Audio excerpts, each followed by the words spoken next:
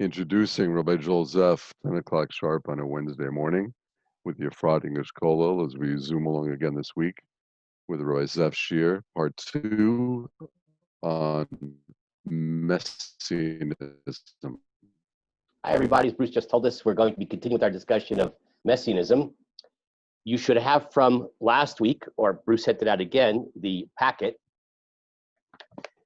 which has sources on messianism. And then also, I'm not sure we'll get to it this week, but there's also another packet here, which deals with a very interesting topic, which is sort of a subset of this issue. And that is, can there be such a thing as a dead Messiah? Right? Could, not that he's actively dead while being the Messiah, but could you have a case where somebody maybe was the Messiah, but kind of didn't fulfill the function of Messiah, and then they died, and then they're going to come back to complete the job? So that issue became significant in recent years because after the death of the most recent Lubavitcher Rebbe, so there was some discussion among his Hasidim if he was the Mashiach, which many of his Hasidim felt, but he didn't accomplish the things the Mashiach is supposed to accomplish. So where does that leave this idea of Lubavitcher Rebbe being the Mashiach? And you probably know that there are Lubavitchers who currently call the Rebbe Mashiach, but he's dead, presumably. So how does one understand that in the light of Jewish sources? And so that'll be one of the topics we discuss as we go along. First, let's do a little review. Do we have to take that literally as opposed to it's the part of the soul of the person? So, like we say from the House of David, it's sort of either the genes or the soul of David himself resurrected in whatever new body there is. I mean, yeah. So you could take it like that, but that's not the way it's meant for those who declare Lubavitcher Mashiach. They don't mean it metaphorically; they mean it literally. So what I want to do is, when we get to it, which is not right now, but when we get to it, we're going to ask ourselves, does that have any basis in text and traditional Jewish thinking to make such a literal claim? Okay, so let's just do a very quick review of what we did last week. And that's always the challenge of when we take a topic which goes over several weeks. I have to remember what we said the week before. So we'll do a review and then we'll go on. The first thing we discussed last week is, does the Torah itself mention the idea of Mashiach? So we saw that there's a passage in the Torah, in the book of Devarim, the book of Deuteronomy, chapter 30, which discusses a time when Hashem is going to take us back out of exile to the land of Israel. And the Torah says that Hashem is going to do good for us in a way which he never did to our forefathers, an unprecedented redemption. And we saw that the Talmud explains that. In what ways is it unprecedented? That all previous redemptions, that Hashem took us out of Egypt, Hashem took us out of Babylonia, all of them were followed by subsequent exile. But there's going to be a time when there'll be a redemption, a geula, and there'll be no subsequent exile. So that, by definition, is the notion of messianic era. So according to that, that passage in the Torah in Devarim chapter 30 is a description of the messianic era. Now, it doesn't describe a Messiah, but it describes the period, as Bruce pointed out last week. But we do see a reference to the messianic personality in the prophecy of Bilam. When Bilam said he sees in the future that there's going to arise a star from Jacob that's going to destroy the enemies of the Jewish people. So here again, the Talmud points out that's a reference to Mashiach. And as a matter of fact, as we saw last week, we're going to discuss more this week, that Rabbi Akiva actually identified the particular personality who was someone who lived in his time, Bar Kokhba, as being the star who arises from Jacob, who's going to destroy the enemies of the Jewish people, and is the messianic personality. We then pointed out that though in the Torah itself, the references to Mashiach are few and far between, but in the later prophets, once you get into the books of Yechezkel and Yirmiyahu and Yeshayahu and Micha and Amos and et cetera, right? Those books of the Tanach. So the references to the Messiah and the Messianic era are very detailed and complete. Yes, Bruce? When do we switch from a natural born, guy who saves us from oppressors and does various things, as opposed to a supernatural type of a personality? Yeah, you'll see that. Well, that's be part of our discussion. Okay, so we went through a passage which happened to be particularly helpful for our person from the prophet Micha. And we wanted to see how does Micha conceive of the Mashiach and the messianic era. And he describes certain things that's important to bear in mind. What are those things that are going to typify the messianic era? And we could perhaps say the messianic agenda, right? What's the Mashiach supposed to accomplish? So, rebuilding of the Beit HaMikdash, the universal recognition of Jerusalem and the Beit HaMikdash as the source for universal morality. Torah. An instruction will go out from Zion for the entire world, not just to the Jewish people. Doesn't mean everybody's going to become Jewish, but the universal aspects of the Torah will be instruction for all humanity. And there'll be a time of peace. In the very famous passage of they shall beat their swords into plowshares, etc. That appears here in the prophet Micha. And it's going to be a time of ingathering of the exiles. I will assemble the lame sheep and gather the outcast in the prophet Micha. And there will be a restoration of the Davidic monarchy. We also saw in some of the other prophetic writings that one could even say, perhaps it leads us to that other issue about a dead Messiah, is the resurrection or restoration, I should say, of the Davidic monarchy. Does that mean King David himself, or does it mean a descendant of the house of David? So we actually saw a passage in the prophet Yirmiyahu that said that I will raise up David their king. It sounds a little bit like King David himself, but then we saw in Yeshayahu that it discussed a throne in the tent of David. That sounds more like a descendant of the Davidic dynasty, not so much King David himself. The last thing we saw last time was another aspect which we see more fleshed out in rabbinic literature already in the Talmud, moving forward from Torah to Nevi'im and then into the Talmudic period, is this idea of Mashiach ben Yosef. And we saw from the description of Mashiach ben Yosef that, first of all, it's a little surprising. I thought Mashiach is Mashiach ben David, the son of David. What is it, ben Yosef? So I think I characterized it last time as the Rambo Mashiach, that our sages describe this as a kind of precursor of the Davidic king who's going to destroy the enemies of the Jewish people. And we also explored that a little bit through the ideas of Rav Kook, that Yosef was the biblical personality who was most engaged with the non-Jewish world, right? Not only with the non-Jewish world, but in the material world. He was a outstanding MBA from Harvard, could be the CEO of any major corporation, and even at a time of Corona, make astounding successes in profitability and meet the interests of his shareholders.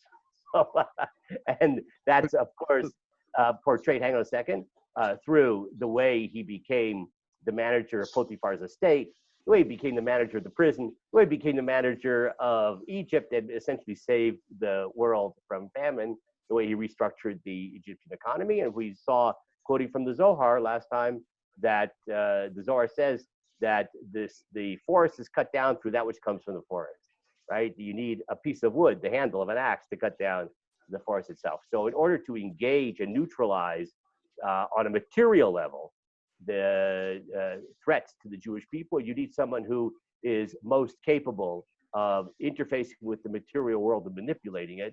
And that's the image of Yosef. Yosef, that's Mashiach ben Yosef. And of course, I don't want to go into that right now, but Rav Kook sees this as an allusion to the function of secular Zionism in Theodor Herzl. In this analysis he gave upon the death of Theodor Herzl, they saw Herzl as a kind of manifestation of the notion of Mashiach ben Yosef. Not that he's Mashiach ben Yosef, but he's a kind of expression of that koach, he calls it, that kind of power of looking to the material well-being of the Jewish people. Theodor Herzl really didn't have much of a spiritual vision for the Jewish people. It was material, to save the Jewish people from anti-Semitism, right? And secular Zionism has that function. The spiritual element of the Renaissance of the Jewish people is that fulfilled by Mashiach ben David. Okay, that's what we got to last time. But there was a question or a comment, and Yeah. then we'll go on. Is everything you've described so far within the realm of the natural, or perhaps because it's very unlikely statistically that lends itself to something highly improbable? Or is so far everything perfectly natural what you've described? That'll be discussed. You'll see. Okay. Now,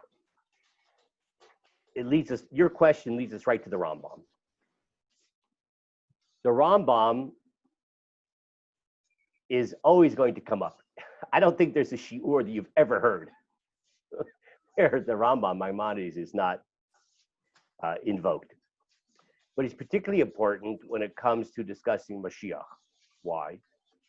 Because in his law code, the Mishneh Torah, he devotes a lot of material to discussing Mashiach. But not only that, this is the point that the most recent Lubavitcher Rebbe made.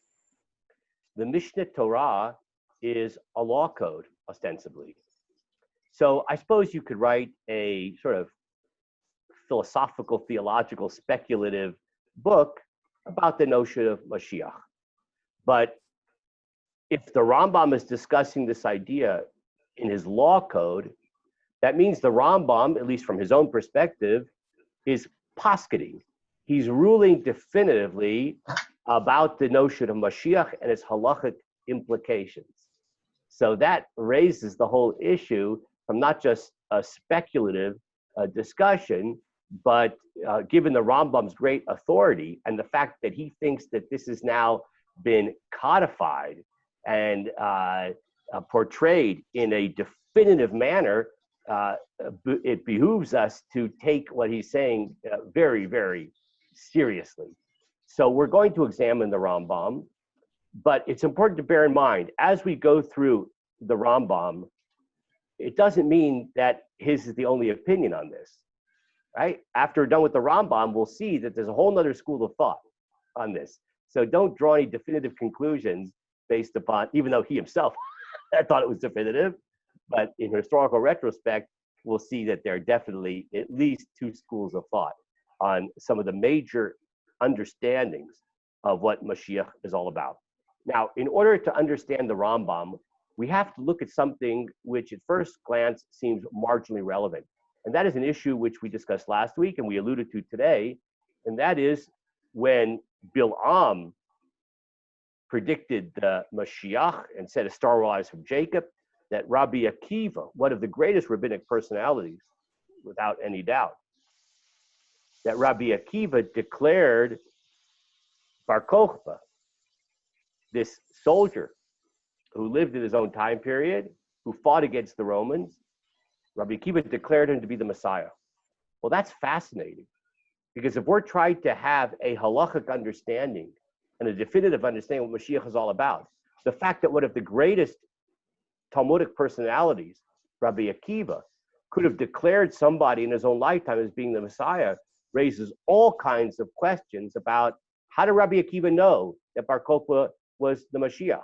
What are the criteria for being able to have the title of Mashiach, etc.? And you'll see that the Rambam will explicitly invoke the personality of Bar Kokhba and Rabbi Akiva in order to try to derive certain definitive conclusions about the notion of Mashiach. So we're going to learn a passage from the Talmud Yerushalmi, the Jerusalem Talmud, a version which was put together just because it's easier to go through by Chaim Nachman Bialik, the great Hebrew poet and writer, who assembled many of the Agadot from the Talmud and the Midrash. He put them into a beautiful book. Everybody should own this book, Sefer HaAgadah by Chaim Nachman Bialik. It's not his writings. It's an anthology of rabbinic teachings from the Talmudic period on topically arranged. So let's say you're interested in the topic of love or the topic of the land of Israel or the whatever, you name it, Shabbat. Pesach, whatever it may be. He has a whole table of contents, and all the material is arranged topically. In addition, the texts are vocalized, makes it a lot easier to read. And he also translates the Aramaic into Hebrew, and that really helps too. Now, he also has some editorial license that he takes, that will splice together sources from various sources, and he puts them together, and then he'll edit, sometimes leave out certain elements. So you have to be a little bit careful when you learn it. But all the sources are quoted, where he got it from. So you could do a little check, so you'll know exactly what he did with the sources. Okay, so Sefer Agadah, it's been translated into English, by the way. I think it's called the Book of Legends. I'm not 100% sure. Maybe I can't remember exactly. But Sefer Agadah by Bialik. By the way, it wasn't just by, he had a partner named Rivnitsky, who's less famous. So Bialik Rivnitsky, Sefer Agadah. Let's read what it says here. So we're now on page 3 in the source book that was sent out last time and also for this session. And it begins with a passage we've already seen. Rabbi Akiva Hayomer, Darach Kochav Miyakov. Rabbi Akiva used to say, quoting Bilam, a star will arise from Jacob. Darach Koziva Miyakov. And Rabbi Akiva declared, oh, this is a reference to Bar Kokhba. Zehu Melech HaMashiach. This is the King Messiah. Bar Kokhba. Amar lo Rabbi Yochanan ben Tortas. Rabbi Yochanan ben Tortas said to Rabbi Akiva, Ya'alu asavim b'lechayecha. Grass will grow up through your cheekbones. V'adayin ben David ein oba. And still, the son of David will not yet have come. You think Bar Kokhba is the Messiah? Grass will go up through your cheekbones, and the Messiah will not yet have come. Now, how you understand that dispute is an open question. Is it possible Rabbi Yochanan ben Torta denies the whole idea of Mashiach? Very unlikely. But it's certainly a very strong rhetorical way of saying, you think that's the Mashiach? That is definitely not the Mashiach. And of course, grass growing up through your cheekbones, that's another way of saying, anybody help me out? You'll be long. You'll be long dead. Long dead, right? There's an English expression, pushing up daisies. Yes. That's almost the exact same expression. You'll be pushing up daisies, and the Mashiach will not yet have come. Is this debate between whether it should be natural, like Rabbi Akiva suggests, or supernatural, as the other rabbi? Perhaps. It's a little hard to understand exactly what the dispute is between Rabbi Akiva and Rabbi Yochanan ben Torta, but the issue which I see very much occupies your psychic real estate there, about natural versus supernatural, you'll see. We're going to spend plenty of time on that issue. Amar Rabbi Yochanan. So Rabbi Yochanan said the following. This is really fascinating. Shmonim elef tokei kranot hayut sarim al beitar. There were 80,000 trumpet blowers that were besieging Beitar. V'hayasham ben Koziv. Bar Kokhba was there. Beitar, right next to, not far from Gush Etzion. By the way, the modern town of Beitar is not this Beitar. It's near the original Beitar, which is an Arab town called Batir. I don't suggest visiting there anytime soon. It's a hostile village, apparently. And in any case, there were 80,000 trumpet blowers besieging it. Now, who are these trumpet blowers? That's Rome, the Roman army.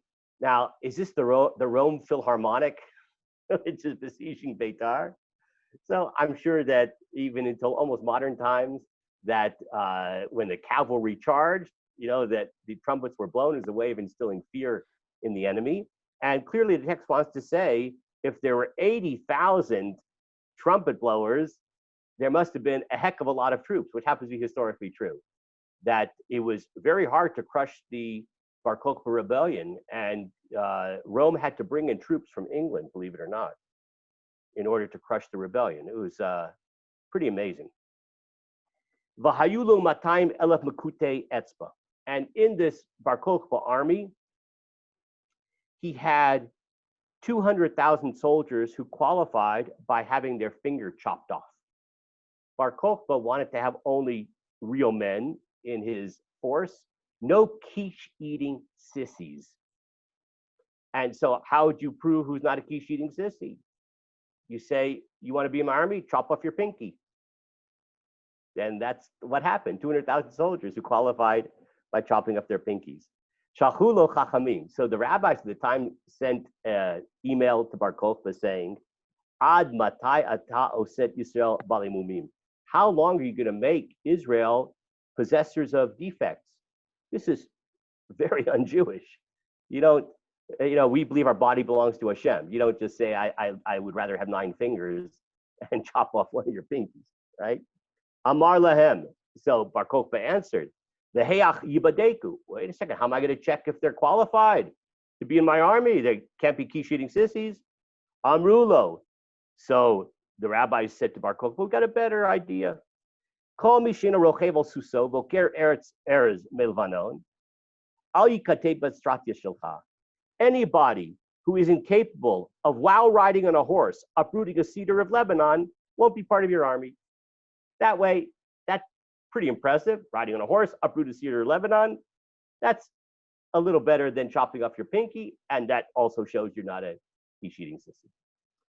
So, v'hayulu matayim elef kach, matayim elef kach. So 200,000 who qualified by chopping off their pinkies, 200,000 qualified by uprooting a cedar of Lebanon. And that was Bar Kokhba's army.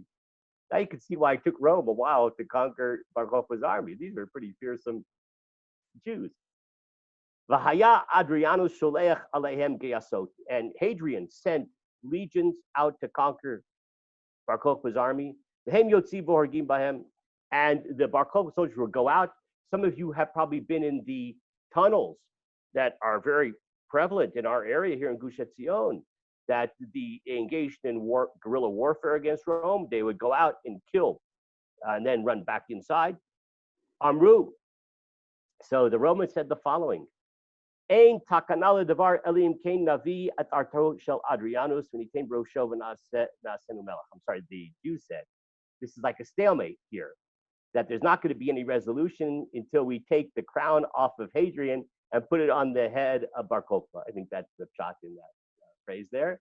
Of course, putting a crown on the head of Bar Kokhba is another way of saying that he's what? He's king, right? And that's Mashiach. Mashiach is the anointed one. That's how you inaugurate. You don't have an inaugural ball like in Washington. You have an anointment ceremony that will make him the king. Now here's the narrative becomes tragic. One time, Bar Kokhba soldiers were going out to battle, and some zaken, an elder person, or maybe sometimes zaken can be also a sage, because when you get older, you become a sage. Life experience. Went out, and he saw the soldiers. Amar lahem, he said to them, Elokeichem besadchem, may the Lord help you in your battle. Hichshilam pihem vamrulo, their mouths of the soldiers caused them to stumble. What did they answer? Lo yisad v'lo yiskof. We don't need his help as long as he doesn't hinder. That's what they said. Can you already start to see that something is not kosher here? Well, are the rabbis reading this into the story to show their disapproval, perhaps with Bar Kokhba, if it's not exactly literal? I mean, yes. So that's a question which is impossible to answer. I mean, we could assume that this is reflecting actually, what happened. But your second point is certainly true. In other words, why is this being recorded? It's being recorded because the rabbis are trying to convey to us that there was something fundamentally flawed about this whole endeavor. And this is really fascinating. It's also interesting, by the way. It didn't succeed, so right. You got to look for a good excuse. I mean, okay, yeah, it's possible. So maybe if it would have succeeded, the history would have been a little bit different, the way it was recorded. But in any case, we see two interesting things. That Bar Kokhba's kind of brutal qualifying test to be in his army. And number two, the fact that this old man says, may the Lord be with you. And they said, whatever, don't need his help as long as he doesn't hinder. There may be a theme being developed. And as we go through this, I'd like you to think of maybe a word which may describe this fundamental flaw, which seems to be being described here in the Bar Kokhba rebellion. Let's read on. 3.5 years, Hadrian surrounded Beitar. Vayasham Rabbi Elazar Hamodai. And in the town of Beitar was a very pious sage, Rabbi Elazar Hamodai. Asuk b'sako b'tanito. And he was involved in sackcloth and fasting. Sackcloth and fasting are a reflection of teshuvah. Uvachoyom, of repentance. Uvachoyom vayom hayamit pelel vomer. Every day, Rabbi Elazar Modi would be in the middle of this town and he would be davening and saying, Ribono shel olam, master of the universe, al teshev badin hayom, don't sit in judgment today. That's interesting prayer. Asking Hashem not to sit in judgment implies that if Hashem would sit in judgment, how would the Jewish people be found as a function of that judgment? Not positive. So Rabbi Elazar Hamodai already senses spiritually that there's something wrong with this rebellion and hoping that Hashem will not judge the Jewish people. Levasof natan Arjun sato lachzor. Hadrian was going to give up. Go back to Rome. This is not working. The battle was going on for several years and he wasn't being able to conquer the Jewish people. Ba kuti echad b'marlo. It's fascinating. A certain Samaritan, Kuti is a Samaritan, came and said to Hadrian. Now, you have to bear in mind that unfortunately, for us who grew up in the Western world, when you hear the word Samaritan, you automatically attach an adjective to the word Samaritan, the Good Samaritan, which is actually based upon a story from the Christian Bible. But from our perspective, good and Samaritan are, in fact, incompatible terms. The Samaritans were enemies of the Jewish people. They actually thought they were the Jews, okay? And they caused us a lot of grief. And you'll see here how much grief they cause us. This Samaritan goes up to Hadrian, says, Adoni, my master, as long as this hen is rolling in the dust, you will not be able to conquer the city of Beitar. The hen is a reference to Rabbi Elazar Modai. As long as Rabbi Elazar Modai is there in his sackcloth and dust and fasting, you will not be able to conquer it. That's a really interesting observation on the part of a Samaritan. As he's suggesting that the only reason that the rebellion hasn't been conquered is because of the power of the prayer. Rabbi Elazar Modai was asking Hashem not to sit in judgment. That's fascinating.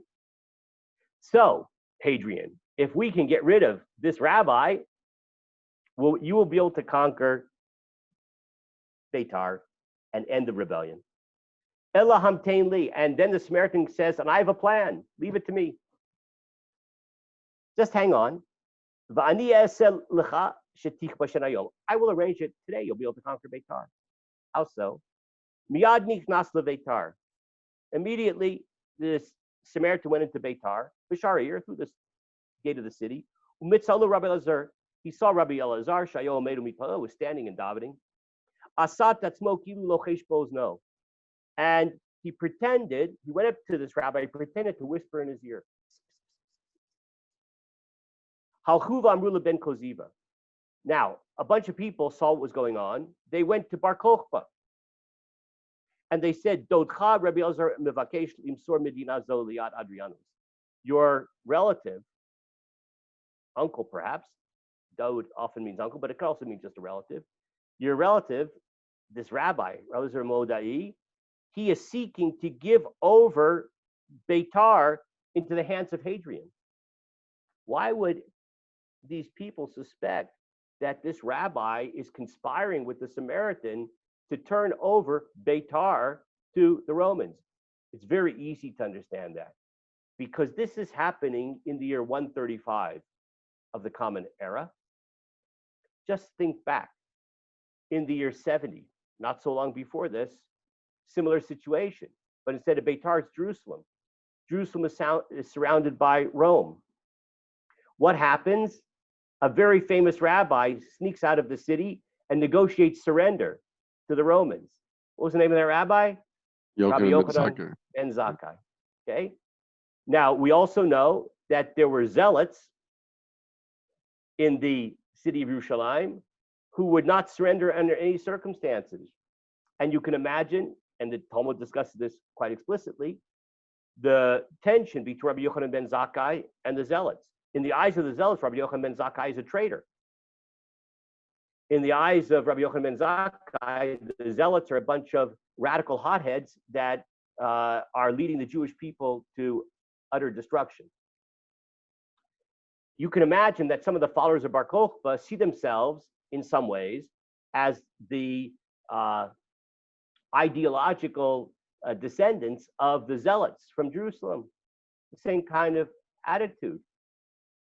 And they see this rabbi whispering with a known enemy of the Jewish people, the Samaritan, and this rabbi standing there saying, God, don't sit in judgment today, which doesn't sound very complimentary towards the Jewish people and the rebellion. So they suspect this is another Rabbi Yochanan ben Zakkai thing. What do? They go and tell Bar Kokhba what's going on. Shalach v'heviu etzlo otokuti. So Bar Kokhba wants to interrogate the Samaritan. He sends, they bring the Samaritan. Amar lo, Bar Kokhba says to the Samaritan, Ma martel Rabbi Elazar, ma amar lecha. What did you whisper to the rabbi? And what did he answer?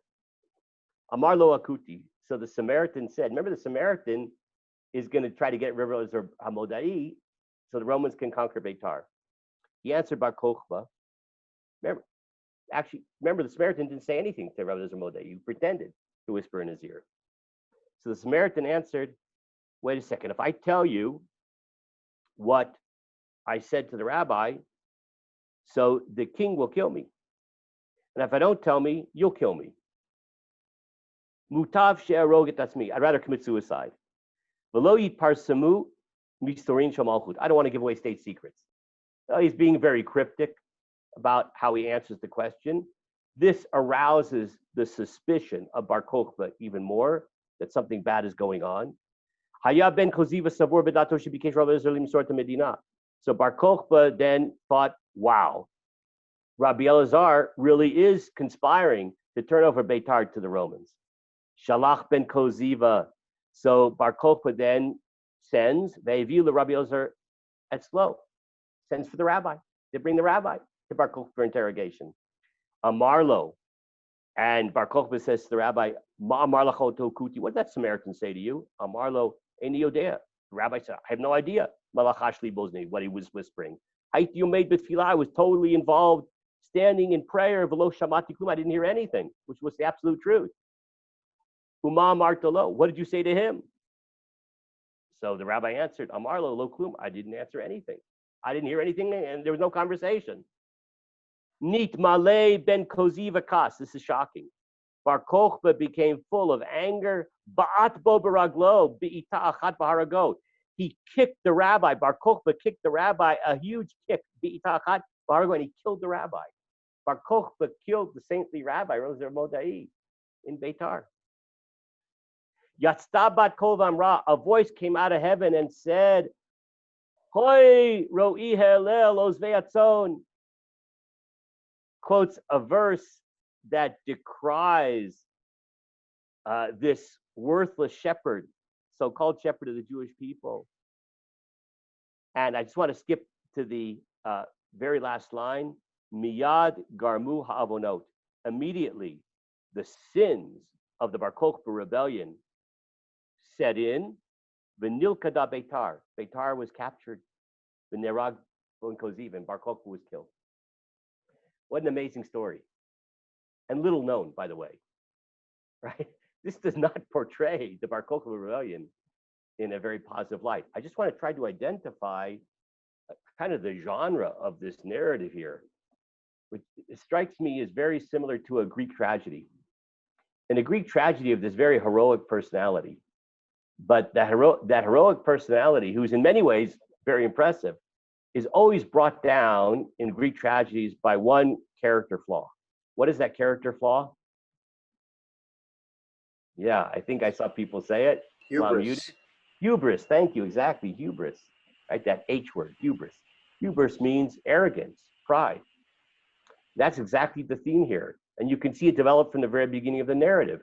The fact that we're going to make the soldiers qualified by chopping off their pinkies, what attitudes that express? That I need super duper heroes, superheroes, in order to fight against Rome, right? Meaning, I'm not going to rely upon Hashem. I'm going to rely upon my own power. So I have to do some. Does this cast aspersions on Rabbi Akiva's choice? Because he's still, quote, his armor is better and. Yeah, excellent question. And I think we'll be able to answer that as we go on. Excellent question. And then you see it more explicitly developed when the old man comes out and says, "May the Lord be with you," and they say, "We don't need him." Right? And then killing Rabbi Elazar Amodai. The only reason that Beitar hadn't been captured up to that point was because of the piety of Rabbi Elazar Amodai, which Bar Kokhba apparently at this point didn't seem to recognize. Everything is a function of strength, right? And he kills him. That's amazing. And at that point, the Talmud Yerushalmi says explicitly, Garmu ha'avonot, the sins kicked in. The sins of Bar Kokhba brought about the fall of Beitar, and Bar Kokhba was killed along with many thousands of other Jews. So it's kind of a Greek tragedy. Bar Kokhba is kind of a Greek hero, as it were, with great talents, obviously. Well, in reality, Beitar, Bar Kokhba had fantastic, unbelievable successes against Rome. I mean, basically destroyed 2.5 armies of Rome, which were totally disbanded. Rome had to send more than almost a third of all its military power to take down Bar Kokhba. And the only reason at this point that they were under siege, Bar Kokhba was under siege, is because Rome finally employed the ability to cut off supply lines throughout Yehuda and Shomron and in the Galil, wherever they were. They cut the supply lines to the Jewish communities and to the people hiding, and that's how they brought down. That's how everything ended up in Beitar as the only stronghold left. Yeah, and, absolutely.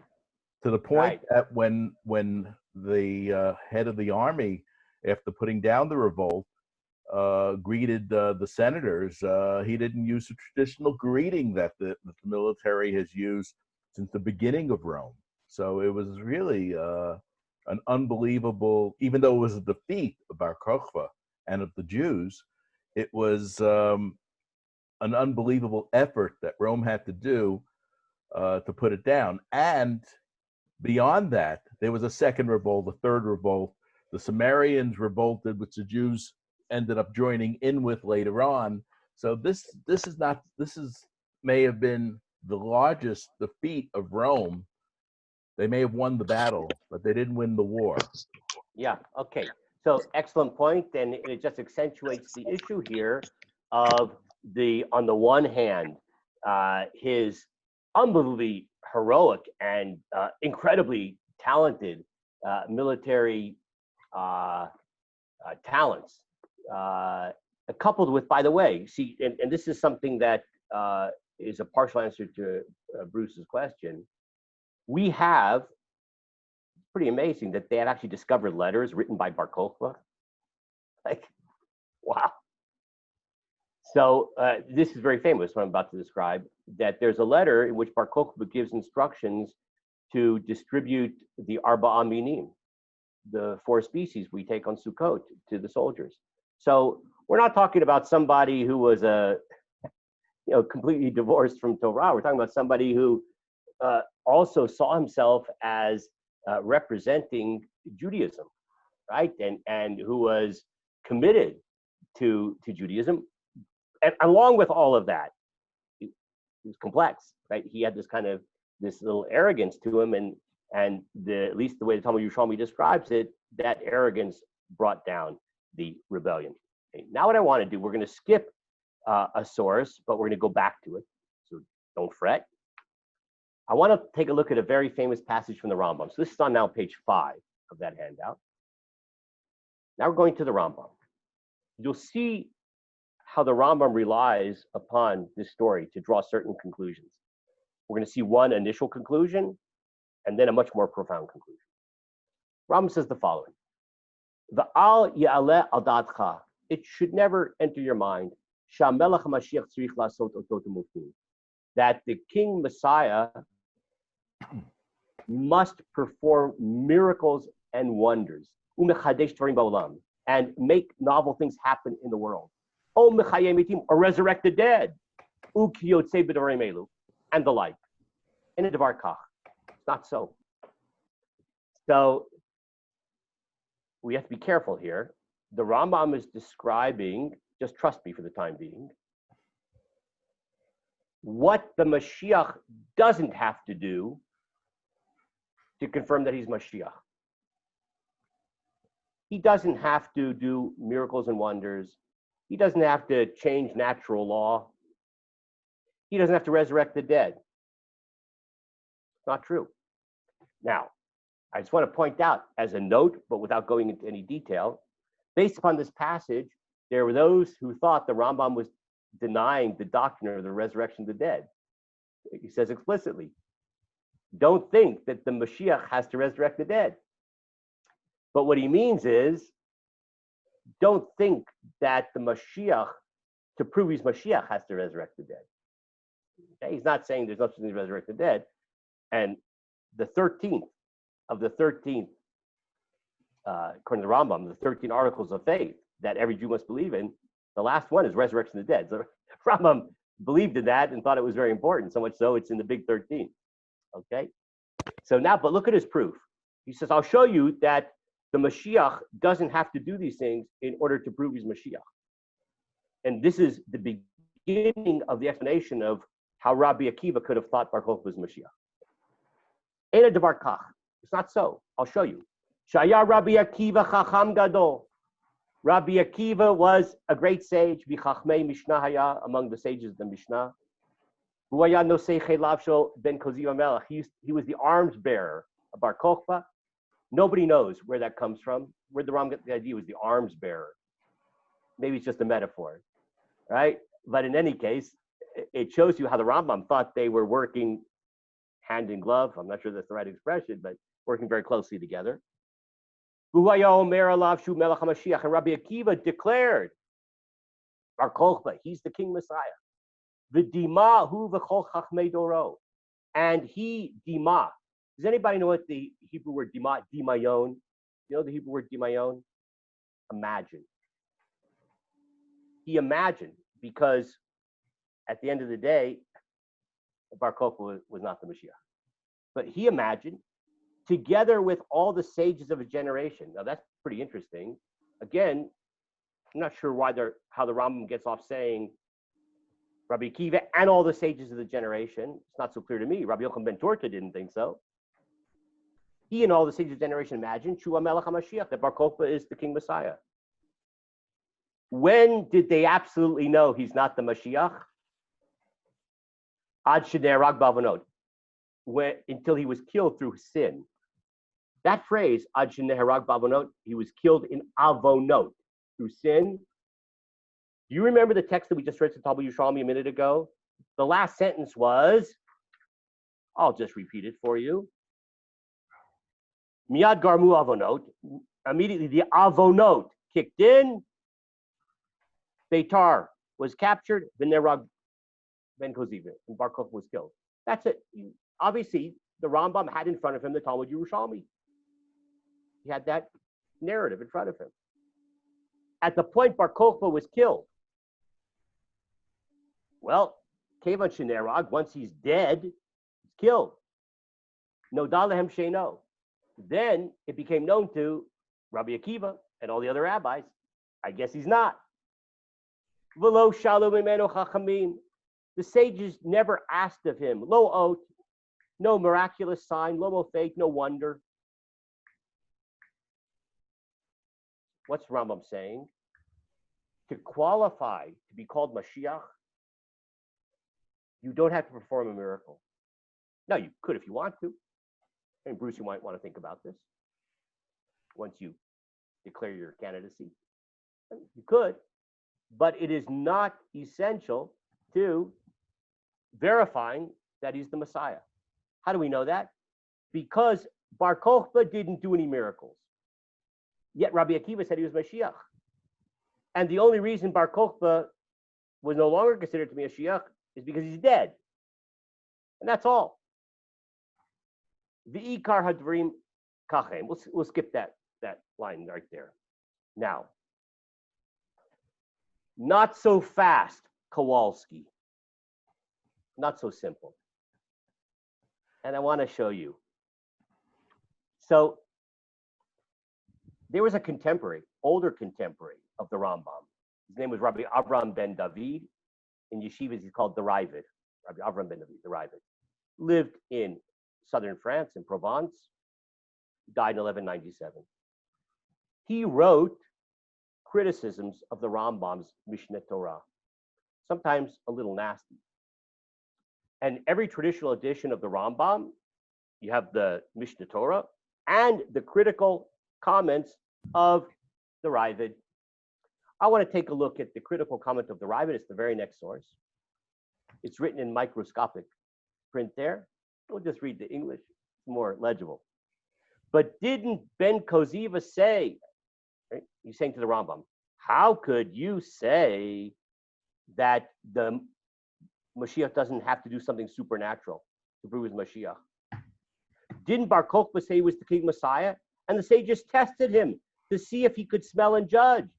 And when he could not, they killed him. Now, you sort of scratch your head, smell and judge. He couldn't pass the test, and they killed him.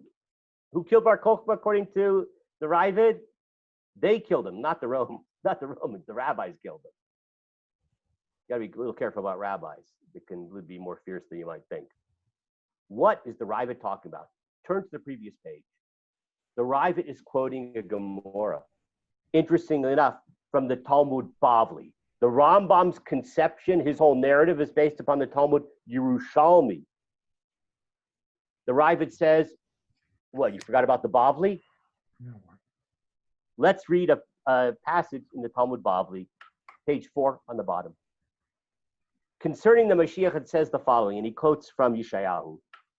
B'nacha alav ruach Hashem. Yeshayahu describes who's going to be Mashiach. That the spirit of the Lord will rest upon him.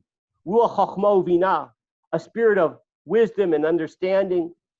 Ruach etzah u'gvura, a spirit of counsel and of strength, of heroism. Ruach dat, a spirit of knowledge. Yirat Hashem, the fear of the Lord, etc. And Yeshayahu adds, V'haricho b'yirat Hashem. That Hebrew phrase, V'haricho b'yirat Hashem, is a little difficult to understand. In modern Hebrew, what does lahariach mean? Anybody tell me? Unmute yourself. Tell me what the word lahariach means. Anybody know lahariach? What's a reach? No. Smell. I know them. Lahariach means to smell. To smell. To smell. If you were to translate this phrase from Yeshayahu, literally, V'haricho b'yirat Hashem, he will smell with the fear of the Lord.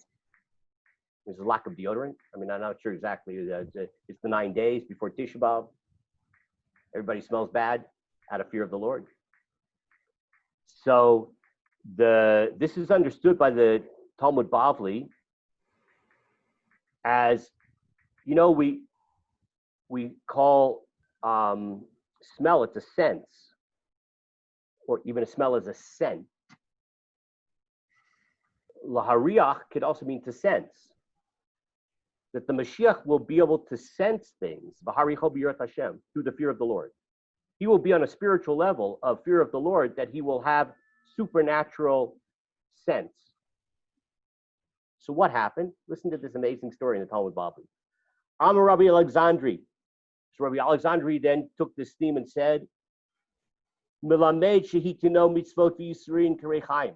So he said, laharicho doesn't come from the word to sense, like I suggested now. You'll see that in a second. But the word rechaim. Rechaim means a millstone. That he's going to be burdened with the burdens of leadership like a millstone. If anybody here has been a president of a shul or in the position of leadership, be on the VOD of anything, you carry a millstone on your back. That's what it means. But Rabbi says no. Rav Amar demorach v'dayin. It means that he will be able to smell and judge, sense and judge, supernatural nose, smell and judge. Dichtiv lo b'barinav yishpot, as it says also in Yeshayahu, he will be able to judge not by the sight of his eyes. How does a judge usually judge? Evidence. But Mashiach, lo l'mareh enav, not by the sight of his eyes he'll judge. So how is he going to judge?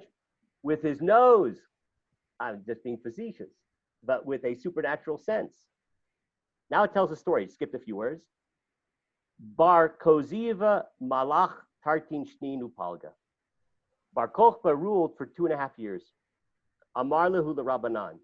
He said to the rabbis, Ana Mashiach. Don't think I'm conceited, but you should know I'm the Messiah. According to the Talmud Bavli, it's not just Rabbi Akiva declaring to me Mashiach. He actually took out his calling card. My name is Bar Kochba. I am the Messiah.